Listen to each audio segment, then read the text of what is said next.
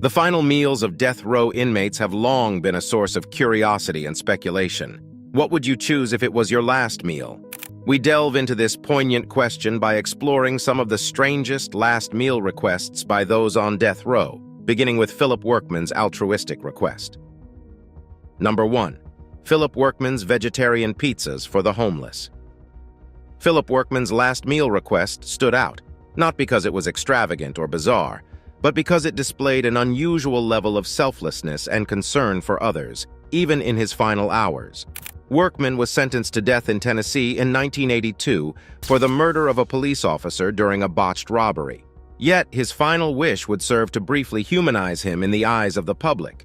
His request was simple: a large vegetarian pizza to be delivered to a homeless person in Nashville. However, it was denied by the prison system, stating they did not donate to charity. Undeterred by this rejection, Workman's wish reached the public, triggering a surge of empathy and generosity. Individuals across the state and even beyond began delivering pizzas to homeless shelters in Workman's name, turning his request into an unexpected act of solidarity. His request raised questions about guilt, humanity, and the prospect of redemption within the justice system. It encouraged a conversation on the treatment of the homeless population and brought a sense of community amidst a tragic event. While the pizza itself was nothing out of the ordinary, Workman's request was unique because it wasn't for him. It was for those less fortunate. His legacy lived on even after his execution on May 9, 2007. The story of Workman's request still resonates, serving as a reminder that humanity can exist even in the darkest corners and under the harshest circumstances. His final wish managed to unite strangers and encourage acts of compassion, proving that it's never too late to make a positive impact on others. Workman's final request stands as one of the most selfless last meal requests in the history of the American penal system. His request for a vegetarian pizza may have been unusual, but it was undoubtedly one of the most impactful last meal requests on record. In an instance where personal indulgence was expected, Philip Workman opted for compassion, making his last meal truly unforgettable. Number 2. Robert Dale Conklin's Haute Cuisine. While some death row inmates choose comfort food or favorite meals from their past for their final meal, Robert Dale Conklin took a different route. Conklin, sentenced to death in Georgia for the murder of his lover in 2001, used his final meal as an opportunity to experience fine dining for one last time. His choice for the last meal would be more in line with a Michelin-starred restaurant than a prison menu. He requested a stuffed filet mignon wrapped in puff pastry, a salad of butter lettuce, English peas, and applewood smoked bacon topped with a Dijon vinaigrette, asparagus soup, roasted heirloom tomatoes, a baked potato with cheddar cheese, sour cream, chives, and real bacon bits, toasted sesame seed bread with butter, goat cheese, and cantaloupe, finished off with creme brulee, strawberries, and a mint sprig. Even in prison, Conklin demonstrated a refined palate, requesting an elaborate gourmet meal that surpassed the usual requests. He opted for quality ingredients, meticulous preparation, and sophisticated recipes. His unusual request left an indelible mark on the history of last meals. It's worth noting that the prison staff put a substantial amount of effort into fulfilling Conklin's request. Conklin's request was so extravagant that it drew national attention. However, the staff managed to recreate his requested menu, albeit with some necessary substitutions due to the limited availability of certain ingredients within the prison. Conklin's final meal was a stark departure from the usual burgers, steaks, or fried chicken commonly requested. Instead, he showcased an appreciation for fine dining that is rarely seen in such circumstances. This unusual request reflected a side of Conklin the public rarely got to see. A man with a taste for the finer things in life, yearning for a moment of pleasure and sophistication before his death. Conklin was executed on July 12, 2005. His last meal remains one of the most extravagant ever requested on death row, a testament to his unusual pursuit of gourmet experience within the constraints of prison life. This lavish feast goes down in history as one of the most peculiar and highbrow final meal requests ever recorded. Number 3. James Edward Smith's Dust Request. In the history of last meal requests on death row, perhaps none is more puzzling than that of James Edward Smith.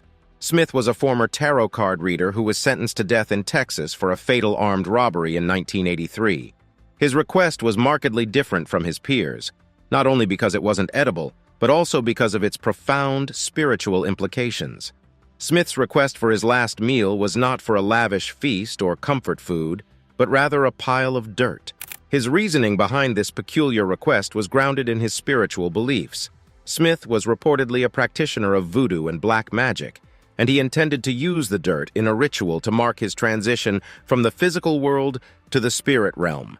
Instead, he was given a cup of yogurt as a substitute. This refusal from the prison authorities marks an interesting point in the narrative of last meal traditions. While attempts are often made to fulfill the requests of the condemned, the boundaries of what can be requested are still clearly defined. The strange request sheds light on the unique cultural and spiritual considerations that can come into play during the process of choosing a last meal. In Smith's case, his final meal was less about indulging in earthly pleasures and more about preparing for the spiritual journey that he believed lay ahead of him. Even in his final moments, Smith adhered firmly to his beliefs, using his last meal as a symbolic rite. This starkly contrasts with the traditional view of the last meal as an opportunity for indulgence or nostalgia. Instead, Smith used this occasion as an opportunity for ritualistic preparation, adding an intriguing layer of complexity to the history of last meal requests. James Edward Smith was executed on June 26, 1990. His request for a pile of dirt as his last meal remains one of the most unconventional and baffling in the history of death row. Despite its denial, it underscores the diverse range of last meal requests and how they can serve as a lens into the personal beliefs and mental states of those facing their final moments. Number 4. Lawrence Russell Brewer's excessive feast. Lawrence Russell Brewer's last meal request was infamous not for its eccentricity, but for its sheer excessiveness. A white supremacist sentenced to death in Texas for the racially motivated murder of James Byrd Jr. in 1998, Brewer opted for a decadent final feast. His request was so extravagant that it led to the discontinuation of the last meal tradition in Texas. For his last meal, Brewer requested a feast that was both large in quantity and diverse in content. His request included 2 chicken-fried steaks smothered in gravy with sliced onions, a triple-meat bacon cheeseburger, a cheese omelet with ground beef, tomatoes, onions, bell peppers, and jalapenos, a large bowl of fried okra with ketchup, 1 pound of barbecued meat with half a loaf of white bread, 3 fajitas with all the toppings, a Pizza Hut meat lover's pizza, 1 pint of Bluebell ice cream, a slab of peanut butter fudge with crushed peanuts, and 3 root beers. However, what truly marked Brewer's last meal as a historical event was not its composition, but the aftermath. Despite ordering a feast that could easily feed multiple people, Brewer didn't eat a single bite of it. This act of seeming wastefulness outraged public officials and the public alike, leading to a statewide policy change. As a result of the outrage sparked by Brewer's request, the Texas Department of Criminal Justice ended the tradition of personalized last meals, substituting them instead with regular prison meals. The case of Lawrence Russell Brewer serves as an example of how the last meal can be used not just as a source of comfort or a final wish, but also as a political statement or a tool for manipulation. Brewer's refusal to consume his extravagant meal can be viewed as an act of defiance, a final expression of control over his circumstances. Despite being a grim episode in the history of last meals, Brewer's case raises important questions about the purpose and management of the last meal tradition. It serves as a stark reminder of the potential for exploitation within this system and the implications of individual actions on collective practices. The story of Lawrence Russell Brewer's last meal remains a significant chapter in the narrative of death row and its traditions. Number 5. Victor Feguer's single olive. Victor Feguer's last meal request remains one of the most perplexing in the history of death row. Feguer was sentenced to death in Iowa for the kidnapping and murder of a doctor in 1960. His last meal request was not a feast or a favorite childhood dish, but a solitary olive. This simple request holds a depth of symbolism and a touch of mystery that continues to intrigue those who learn of it. The olive was an unusual choice for a last meal, especially in comparison to the traditionally more indulgent requests of other inmates. However, Feguer's request was not random. It carried symbolic weight in many cultures, signifying peace and reconciliation. In choosing the olive, Feguer may have been making a statement about his feelings towards his fate, a silent plea for peace in his final moments. Another interpretation of his request suggests that he believed in the power of rebirth and regeneration, as an olive tree can be grown from a single olive's pit. This understanding of his choice could hint at a desire for renewal or a belief in life after death. The prison staff honored Feguer's request, and he was given a single olive, complete with a pit. When Feguer was executed on March 15, 1963, officials discovered that he had kept the olive pit in his suit pocket, further adding to the mystery and speculation around his unusual last meal. Feguer's last meal request remains as one of the most unique and enigmatic in the history of death row. The single olive, a symbol of peace and potential renewal, was a stark departure from traditional last meals, serving as a poignant reminder of the humanity behind the individuals on death row. The simple yet profound nature of Feguer's last meal request continues to intrigue and inspire curiosity, marking it as one of the most intriguing last meal requests on death row. Number 6. Peter J. Menial's overindulgence. Peter J. Menial, a death row inmate in Florida, made headlines with his excessively indulgent last meal request. Sentenced to death for the brutal murder of a young woman in 1992, Menial's final meal choice was far from understated. In fact, his request for an extravagant feast raised eyebrows and sparked debates about the ethics of allowing such excessive indulgence for individuals facing their ultimate punishment. For his last meal, Menial requested a veritable buffet of dishes, comprising 2 whole fried chickens, a bucket of fried shrimp, French fries, onion rings, a half-pound bacon cheeseburger, a pizza, a pitcher of milk, and a generous portion of ice cream. This excessive meal request not only stood out for its sheer volume, but also for the range of food items encompassing various cuisines and flavors. Menial's request for such an extravagant feast triggered public outrage, as many argued that providing a gluttonous last meal to a convicted murderer seemed inappropriate and a mockery of justice. Critics contended that offering such excessive indulgence to individuals who had committed heinous crimes contradicted the principles of punishment and accountability. The controversy surrounding Menial's last meal request prompted a reevaluation of the practice itself. In the aftermath of his request, some states, including Florida, implemented policies to limit the scope of last meal requests, either by imposing spending limits or by specifying that meals should be chosen from the prison's regular menu. Menial's choice to consume an excessive amount of food as his last meal raises questions about the motivations behind such requests. Was it a genuine desire to savor a final moment of pleasure and excess, an attempt to assert control over his circumstances, or simply an act of defiance? The case of Peter J. Menial's last meal exemplifies the delicate balance between acknowledging the humanity of death row inmates and addressing public concerns about the ethical implications of providing excessive indulgence. It stands as a reminder that the concept of the last meal is not without controversy, with diverging opinions on its significance and appropriateness within the context of capital punishment. Number 7. Thomas J. Grasso's SpaghettiOs controversy. Thomas J. Grasso's last meal request became the center of controversy and sparked widespread debate about the nature of last meals on death row. Grasso, convicted of 2 murders in Oklahoma, faced execution in 1995.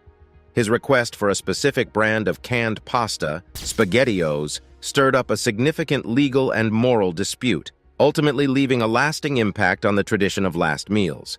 Grasso's choice of SpaghettiOs as his last meal was considered by many to be an ordinary and modest request.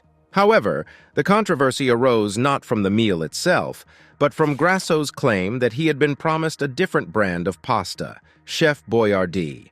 He argued that the prison authorities had violated his rights by substituting his requested brand, leading to a legal battle that escalated to the courts. The case surrounding Grasso's last meal request highlighted the intricate details and potential discrepancies that can arise in the administration of final meals. The issue of whether an inmate is entitled to receive their specific request or if substitutions are permissible became the focal point of legal arguments and public discourse. Grasso's legal team argued that the denial of his requested brand of pasta constituted a violation of his rights and showed disregard for his final wishes. On the other hand, the prison authorities contended that they had provided a similar substitute and had not violated any obligations.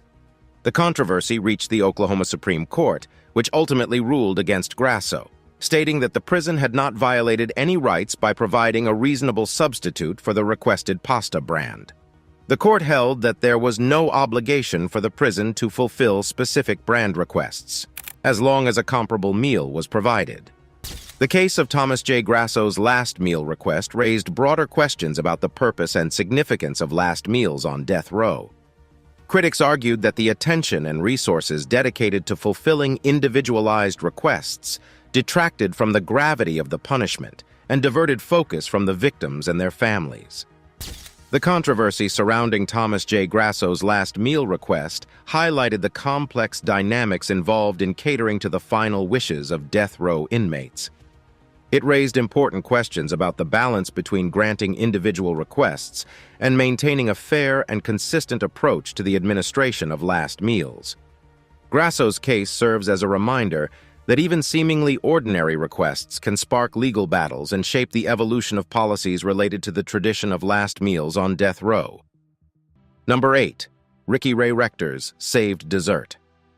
The last meal request of Ricky Ray Rector captured the attention of the public and raised ethical questions about the practice of granting final meal wishes on death row. Rector, convicted of a double murder in Arkansas, faced execution in 1992. However, it was his unusual request and the circumstances surrounding it that made his case unique. Rector's final meal request included steak, fried chicken, cherry Kool-Aid, and a pecan pie. What made his request stand out was not the food itself, but rather his decision to save the pecan pie for later. Rector insisted on setting aside his dessert with the intention of consuming it after his execution, as if preserving it for a future moment that he believed would come. The act of saving the pecan pie sparked debate about Rector's mental capacity and understanding of his impending fate. Rector had sustained a self-inflicted gunshot wound to his head years prior, resulting in significant brain damage. His lawyers argued that his request to save the dessert was evidence of his impaired mental state and inability to comprehend the finality of death. The case of Ricky Ray Rector's saved dessert raised concerns about the ethics of carrying out the execution of an individual with diminished cognitive abilities. Opponents of the death penalty argued that executing Rector would be tantamount to killing a mentally disabled person. They believed that his request to save the pecan pie demonstrated his lack of understanding and should be taken as evidence of his diminished mental capacity. Despite the controversy, Rector was executed on January 24, 1992. His case, however, continues to evoke discussions about the treatment of individuals with mental impairments within the criminal justice system. The pecan pie that Rector saved symbolizes a significant aspect of his case, his limited comprehension of the irreversible nature of his impending execution. It serves as a reminder of the complex moral and legal questions surrounding the death penalty and the capacity of individuals with mental disabilities to fully comprehend their circumstances. The pecan pie that Ricky Ray Rector preserved as a symbolic testament to his mental impairment continues to challenge the justice system's approach to individuals with cognitive limitations on death row.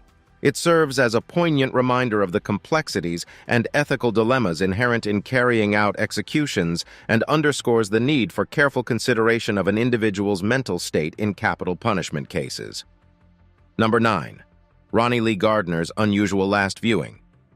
Ronnie Lee Gardner's last moments before his execution took an unusual turn with his request for an unorthodox last viewing.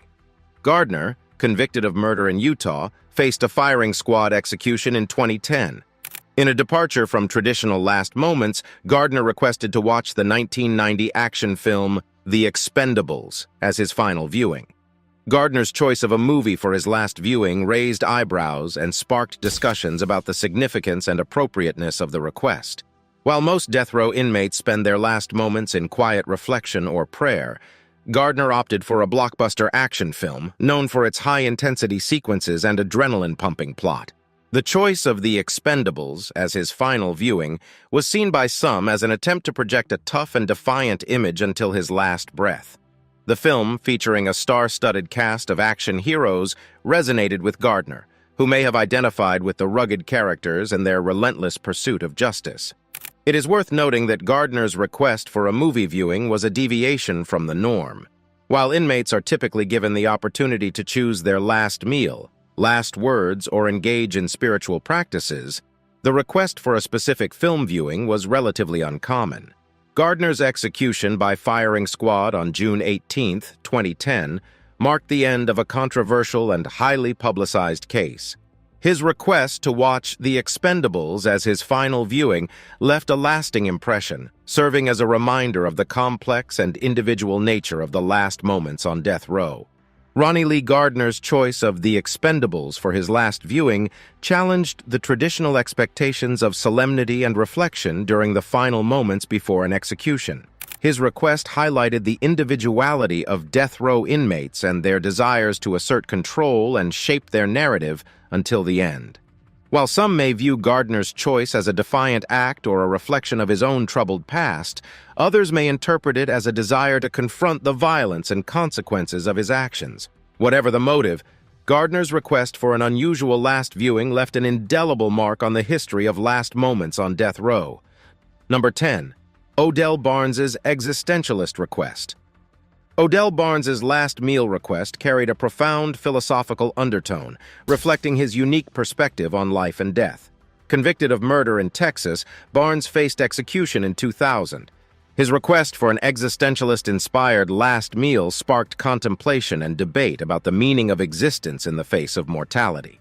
Rather than selecting a specific dish or indulging in extravagant desires, Barnes requested a diverse assortment of items that encompassed a range of flavors and textures. His final meal consisted of justice, equality, world peace, a salad with French dressing, fried chicken, mashed potatoes with gravy, cornbread, black-eyed peas, and a glass of ice water.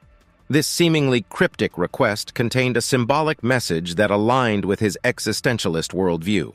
Barnes's request for justice, equality, and world peace went beyond the realm of gastronomy. It was an existentialist statement that highlighted his concern for the human condition and his desire for a more just and harmonious society.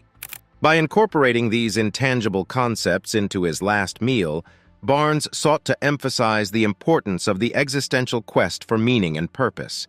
Existentialism is a philosophical school of thought that grapples with the individual's search for meaning and the significance of human existence in an inherently chaotic and absurd world. Barnes's last meal request demonstrated his engagement with existentialist ideas by transcending the material and engaging with abstract ideals. Barnes's existentialist-inspired last meal request encouraged contemplation about the nature of life and the inevitable encounter with death. It challenged the traditional understanding of last meals as merely satisfying physical cravings, and instead invited a deeper exploration of the human condition and the search for purpose. His request invited reflection on the existential themes of justice, equality, and peace, prompting observers to confront the ethical and societal implications of capital punishment.